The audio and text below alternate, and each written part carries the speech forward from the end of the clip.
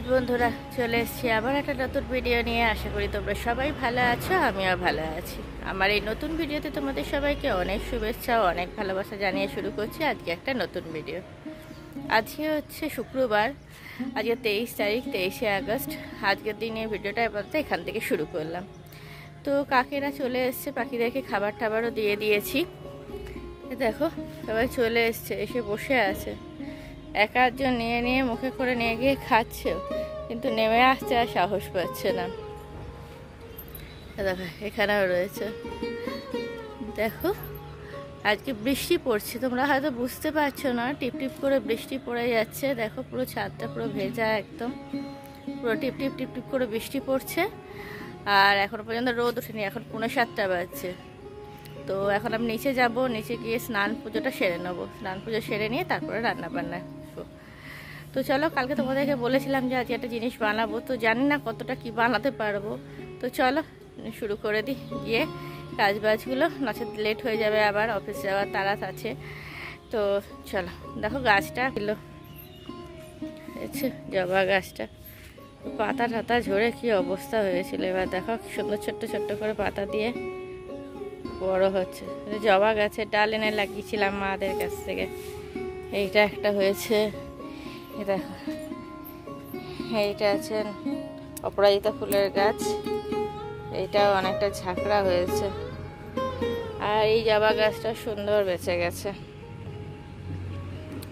এটা আছে অ্যালোভেরা গাছ, এটাও তো মনে হচ্ছে ঠিকঠাকই আছে এখনো পর্যন্ত। দেখি একটু মাটি দিয়ে দিতে হবে পরে। মারামারি করছে ওরা, এখন কি বলবো, আর মারামারি করছে। এই গাছটাও মোটামুটি, এটা আগের বছরেরই গাছ, এখনো পর্যন্ত ফুল টুল হয়নি, এবছর হয়তো হবে। আর এইদিকে দেখো আছে, এটা হচ্ছে আগের বছরের অপরাজিতা ফুলের গাছটা। এটা বড় হয়ে আছে কিন্তু এখনো পর্যন্ত ফুল দেওয়া শুরু করেনি, কেন কে জানে। আর মরে গেছে এখানে একটা জবা ফুলের গাছ আছে, ওটা মনে হচ্ছে আর বাঁচাতে পারবো না। এখানে একটা জবা গাছের ডাল লাগিয়ে রেখে দিয়েছিলাম, এক্সট্রা ছিল, ওটা বেঁচে গেছে দেখছি। কিন্তু এই ডালটা মনে হচ্ছে মরে গেছে, না পাতা গজাচ্ছে বুঝতে পারছি না। দেখছি আবার ছোটো ছোটো পাতাও হয়েছে, এই যে এখানে ছোটো ছোটো পাতা হয়েছে মনে হচ্ছে, এবার বুঝতে পারছি না।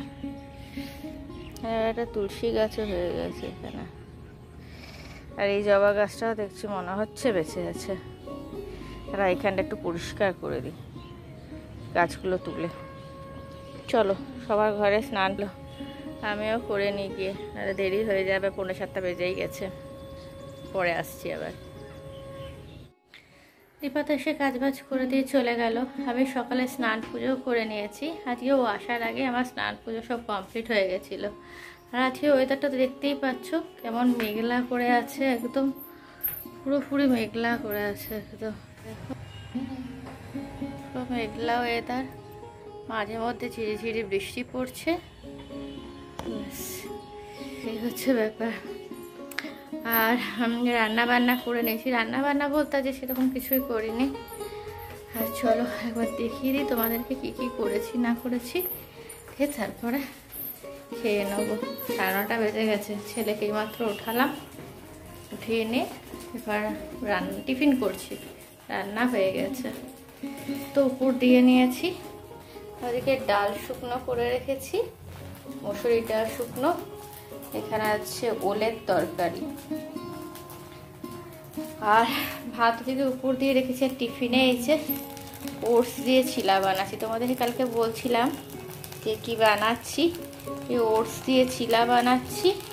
যে একটা হয়েছে আর একটা বসিয়েছি। আর এইদিকে দেখো ছোলার ডাল দিয়ে চাটনি করে নিয়েছি, ছোলার ডাল আর বাদাম দিয়ে।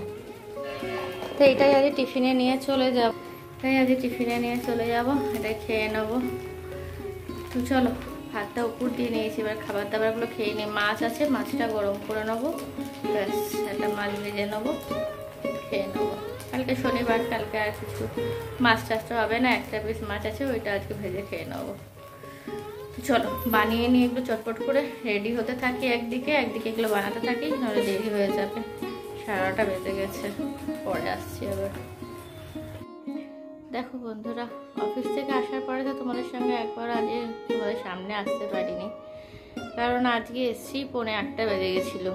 আস্তে আস্তে যে নাকি বাস খুব কম, মানে বাস পাচ্ছিলাম না আমি, মানে 15-20 মিনিট দাঁড়ানোর পরে বাস পেয়েছি, তারপরে এসছি। মানে বুঝতেই পারছো কি পরিমাণে মানে এখন ভিড় ছিল বাসে, সেই রকমভাবে। সুতরাং এসছি, আজকে প্রচণ্ড ভিড়ও ছিল বাসে। কোনো রকমে এসছি, এসে হাত মুখ ধুয়ে ফ্রেশ হয়ে সন্ধে পুজো দিয়েছি, দিয়ে রান্নাঘরে চলে গেছি। কারণ রান্নাঘরে কালকে আছে শনিবার, কালকে বার করব। তো জানোই আমি একটা শনিবার খুব ভালো করে করার চেষ্টা করি, তো ওই জন্য কালকে ময়দা টয়দা মেখে রাখলাম, আটা মাখলাম, ময়দা মাখলাম। আটা লাগে পাখিদেরকে খেতে রুটি দিতে হয়, সেই জন্য আটা মাখলাম, ময়দা মাখলাম, এগুলো সব করে তারপরে এলাম।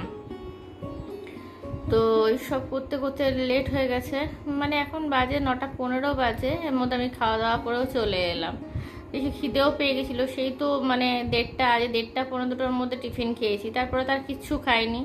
অফিসে শুধু 1 কাপ চা খেয়েছিলাম, ব্যাস, আর কিছু খাওয়া টাওয়া হয়নি।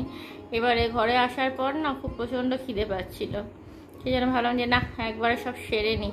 গ্যাসটা ভালো করে মুছে রেখে দিয়ে এলাম, কারণ কালকে শনিবার আছে, তখন গিয়ে পরে উঠে গ্যাস মুছে পরিষ্কার করে হয় না। আর আমি রাত্রেবেলা গ্যাস ট্যাস মুছে রান্নাঘর পরিষ্কার করে রাখতেই ভালোবাসি। সকালবেলা ঘুম থেকে উঠে পরিষ্কার পরিচ্ছন্ন রান্নাঘরটাই ভালো লাগে, তাই না? তো ওরকম রাখতেও নেই রান্নাঘর ওরকম নোংরা রাত্রেবেলা। আমরা যা শুনেছি মা দিদাদের কাছ থেকে, এটাই শুনে বড় হয়েছি যে রান্নাঘর নোংরা করে রাখতে নেই রাত্রেবেলা। তো আমি যতই কষ্ট হোক না কেন, আমি রাত্রেবেলা মোটামুটি আগে রান্নাঘর পরিষ্কার করে তারপরেই শুতে আসি। সব করে নিলাম। আজ রান্না কিছু করিনি, কারণ যেটাই করব সেটাই আবার এঁঠো কাঠা এইসব ব্যাপার আছে। ভাবছিলাম ডিম ভাজা রুটি করব, কি করব, তারপর ভাবলাম বেগুন ভাজা রুটি করবো। তো না, দরকার নেই, একটু দুধ রুটি খেয়ে নিলাম, ব্যাস হয়ে গেল। একটুখানি মুড়ি দিয়ে রুটি বানালাম, কাকেদের তো রুটি বানাতেই হবে, কাকেদেরও বানালাম, আমারও বানালাম, 2 রুটি খেয়ে চলে এলাম, ব্যাস। এবারে শুয়ে পড়বো, আর তো কিছু দেখানোর নেই। তো চলো, আজকের মতো ভিডিওটা আপাতত এখানেই শেষ করে দিচ্ছি। কালকে চলে আসবো আবার একটা নতুন ভিডিও নিয়ে। ততক্ষণ তোমরা সুস্থ থেকো, ভালো থেকো, সাবধানে থেকো। তো চলো, আজকের মতো টাটা, গুড নাইট।